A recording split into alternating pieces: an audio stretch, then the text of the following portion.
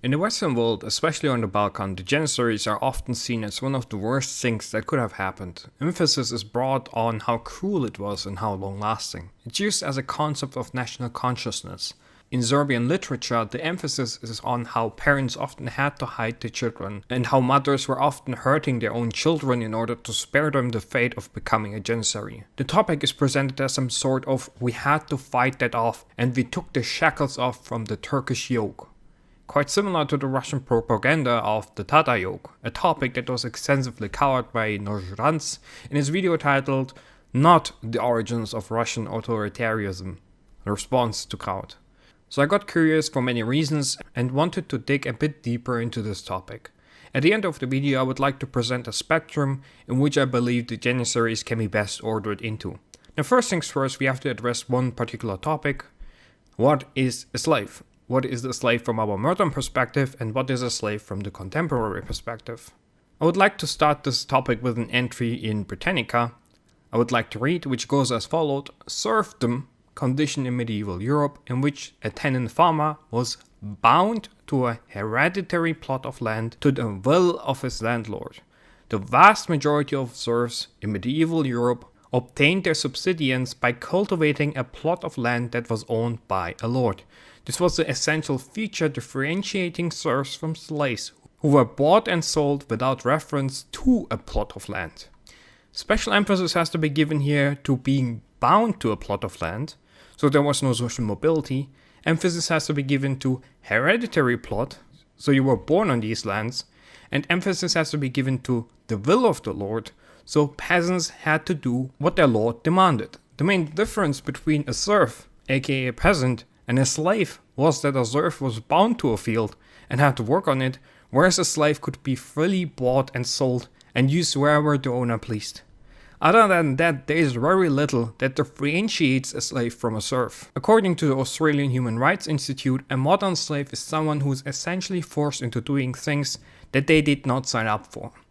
Why am I mentioning this? Because by our modern standards, pretty much everyone in medieval times was a slave, which includes nobles that were forced to be lords on a plot of land that they could not abandon in order to pledge loyalty to a king that they may not agree with. There is a fair argument to make regarding the status of the Janissaries and European serfs. Did European serfs really have more rights and were less of a slave than Janissaries? I would argue that Janissaries were much more privileged and free and had much more consensual career options than European serfs, at least later on in history, which I will explain in this video. I'm mentioning this because internet discussions around this topic revolves around being hyper-focused on the word kapikul, which translates to slave of the port, aka slaves of the Sultan, but which can also be translated to servants of the Sultan. Lots of people don't want to accept it as. Either way, reality is much more nuanced, and I will try to give a balanced take that will hopefully shed some light to this topic. So what are the origins of the Janissaries? Initially there were no Janissaries and the Ottomans used penjaks. Penjaks were enslaved enemy ex-soldiers that were used as soldiers within Ottoman ranks. How consensual this was and whether these people were compensated or not is something I did not get myself into, but it doesn't matter anyways. Whatever the Ottomans saw in these people, it gave them the idea to form the devshirme, the blood tax, aka taking people and making them into soldiers. The idea of slave soldiers wasn't new in the Islamic world, and a more famous example are the Mamluks that were bought off the slave market, trained, freed, and then made into professional soldiers. However, there are some differences. The Mamluks were actually quite frowned upon by the Arab society that they were leading, which I discussed in this video of mine. Whereas the statue of a Janissary was seen as the highest position one could obtain in Ottoman society. The Janissaries were not frowned upon, they were honored, respected and adored. Many Janissaries became governors and viziers, whereas some others married into the reigning dynasty. They were never in danger of being sold or forced to do menial tasks. More importantly, unlike other slave soldiers, the Janissaries were not forced into the military. The Janissaries had the option to become civil servants or senior executives within the state and the administration. Many chose the military career because it would yield more rewards and more honor. However, the Janissaries were not obligated to join the military. Regarding the career options, the Janissaries were akin to professional soldiers, consensual professional soldiers of our time than slaves, at least with respect to their labeling. But Sefa, weren't children forcefully taken from their families and indoctrinated by Ottoman propaganda? Yes and no. The topic is much more nuanced. The quote-unquote conscription of Janissaries, also known as dershime or blood tax, happened mostly in rural, economically poor Christian areas, and specifically excluded Muslims, especially Turks. One boy among 40 families was taken, and this was validated in the period of Murad II, which was around 1421 and 1451. It was either a healthy boy or a strong child aged 8 to 18, and it was conducted every 3 to 5 years among the same area. Contrary to common misconception, this boy was in general not a child, but generally speaking a teenager. Initially, the age of these quote-unquote conscripted boys was at about 13.5 years old.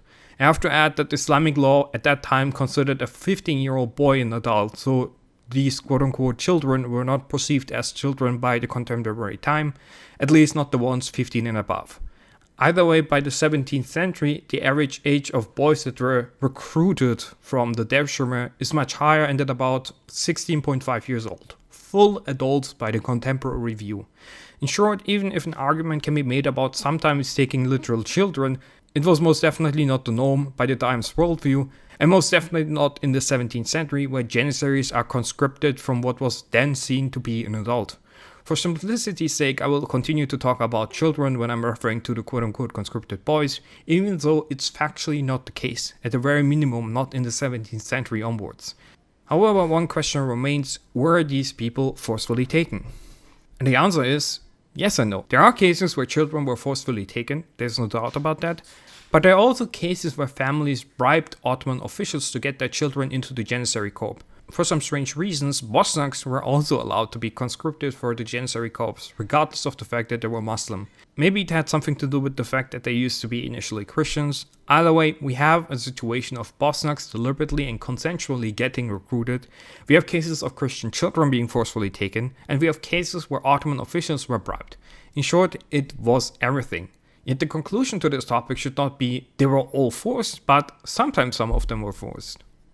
There's also an interesting fact about these children being there consensual or not. Initially, these boys are brought to some rural families where they are meant to learn piety, humbleness, and religion. And from the trip from their homes to these rural areas, there were some cases of children running away on their way to the destination, further underlining the fact that these boys were mature and intelligent enough to do that, something which cannot be expected from a literal child. However, after this initial process, there is not a single case of conscripted boys running away or even rebelling against the situation. Universally, they accepted their situation and complied, probably because they got a far better treatment from the people, their potential career options, and probably also because of a salary. This doesn't mean that the dershime, aka the conscription of boys from Christian families, was popular. It wasn't, but it puts an additional dimension of what was consensual and what wasn't. Ironically enough, the dershime was unpopular among the Muslims because of the honor and financial compensation these people were getting, and the Muslims were initially forbidden to enter unless they were Muslim Bosniaks. There was one downside to becoming a Janissary for the person in question, regardless of whether it was consensual or not, and that was that they were forbidden to marry, which however changed with Selim I's reign, who abolished this ban. Henceforward, from the beginning of the 16th century onwards, the Janissary were allowed to marry and only bachelors stayed in the barracks, whereas the married ones had their own homes and were only obligated to appear to campaigns or to the training in the barracks. The removal of this ban also had the consequence that the sons of the Janissaries started to become Janissaries themselves, further reducing the number of conscripted boys from the economically poor Christian families.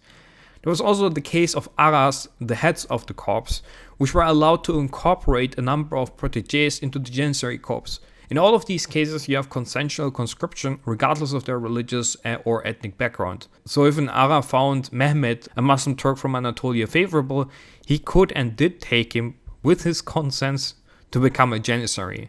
In short, it is fair to say that the Janissaries reminded slave soldiers in the 15th century and that they resembled for the most part professional soldiers in the 16th century. It is not clear how many of these conscripted Janissaries were forced by the 16th century. I personally couldn't find a source, but at the beginning of the 17th century, the Ottoman dynasty counted about 10,000 people under their name, so it couldn't be that much, considering the sons of the Janissaries, the consensual joining, or the protégé joining through Aras. At the very least, we have to say that it is pure speculation what the reality was. To quote Gilles Weinstein, be that as it may, it remains true that enlistment in the Janissary Corps did not occur very early in a man's life. Janissaries were not young men. It is all the more true that the Devshirme recruiters did not take the boys as young as it is frequently assumed. According to the specific law, Kanun, dedicated to this institution, the ages were between 14 and 15 and 17 or 18 years. Remembering that for the Penjaks boys, the age was 10 to 17 years. In practice, the recruits could be even older. At least this was the case in the Devshirme register of the beginning of the 17th century.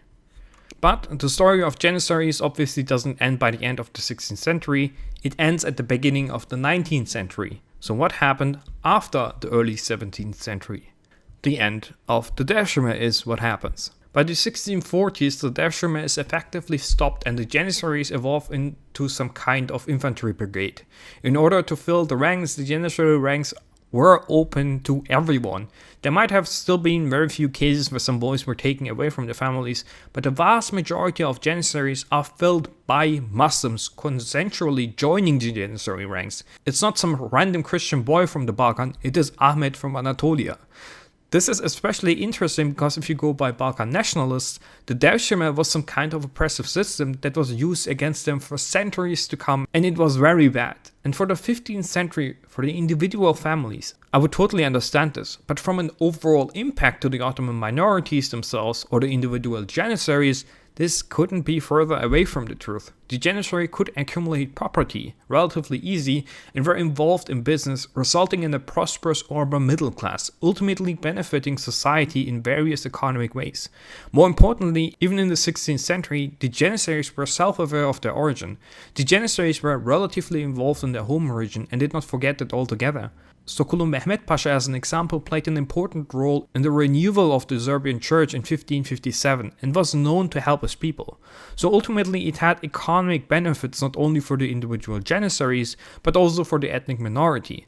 This obviously doesn't mean that I think the Devshirme was a great system, it wasn't. It also doesn't mean that it was something good, it was bad, but it wasn't the slave system people make it out to be. And it is most definitely not a reason for some present day animosity, especially when we consider that the Devshirme stopped about 400 years ago. This topic becomes even further ridiculous in our present day when we consider the fact that Janissaries were most likely and in general slaves only in the 15th century, which is about 500 to 600 years ago.